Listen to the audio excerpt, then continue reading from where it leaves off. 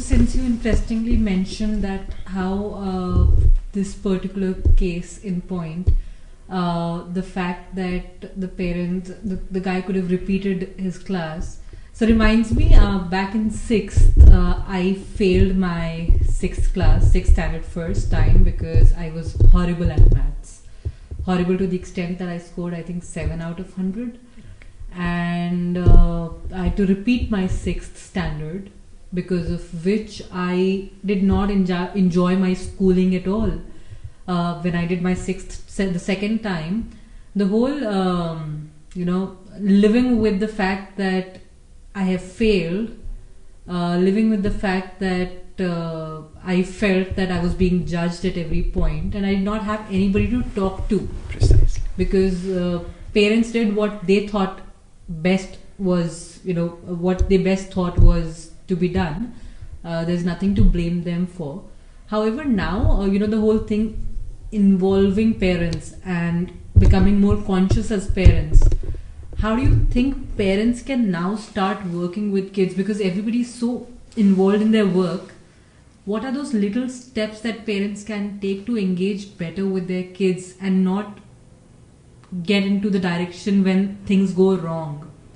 Not come to that extent when they react, instead be proactive in connecting with their kids. What is it that you suggest and recommend to parents?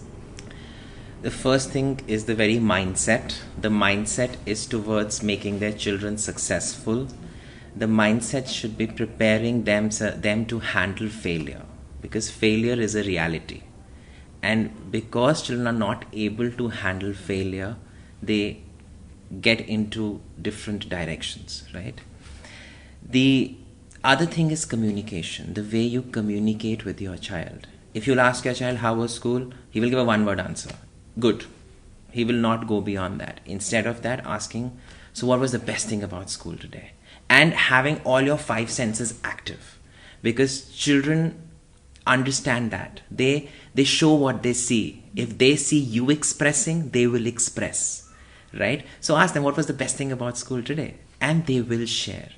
Teenagers need their parents. As much as the parents may think that they want to be independent, they need them the most.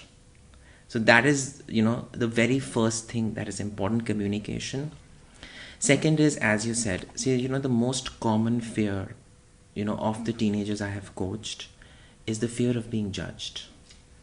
Of being judged by their parents, by the teachers, by the fellow students, even by their siblings.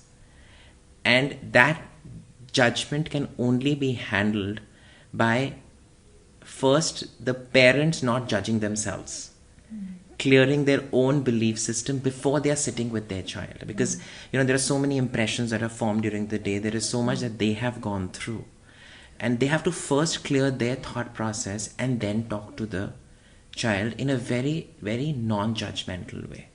Because it's very quick for us to jump to advice. Abhi bola something, the child said, there was one child, the mother was very upset when she came to me and the first time, and the daughter, she told me when I met her, when only me and the daughter met, she said that in school somebody called me fat, and in a very bad way. And I was sharing that with my mother, and my mother said, "Dekha, maine tere ko kaha tha, teko patla hona chahiye."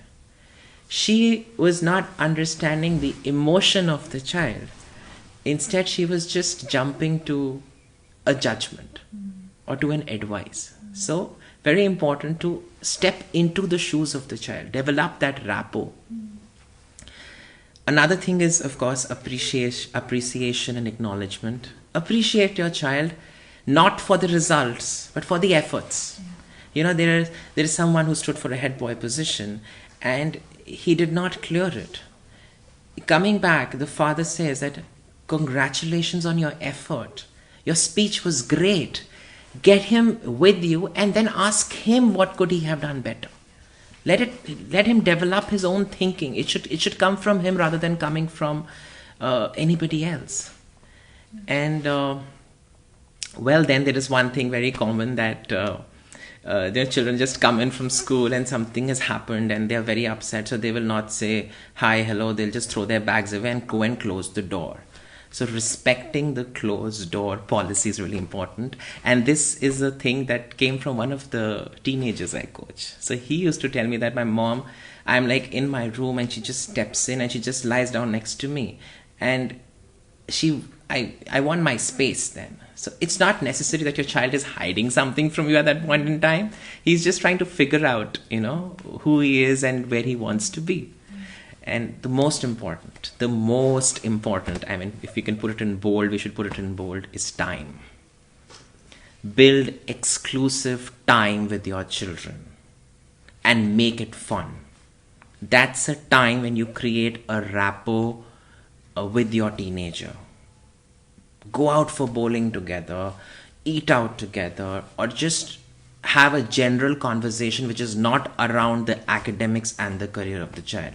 Because what happens generally, when the parents are coming after a day, both are working, they're coming back, they have only one focus, the career and the academics of my child. And the child also feels a lot of pressure. He's already feeling guilt for not being able to live up to the expectations of his parents. And when the parents also say it, it adds to the pressure and it creates a clutter within them. So I think building exclusive time and making it worthwhile is really important.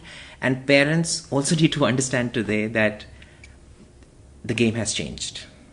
It's not the same way you used to, like the teenagers today, we were not born in a bed with mobile phones and with technology. So it's the very different, and the EQ and IQ of children is very different today. You cannot take them for granted. You cannot teach and tell them. You have to model the behavior you want to see in your children. So yeah, there are a whole lot of things, but yeah, these are the main ones.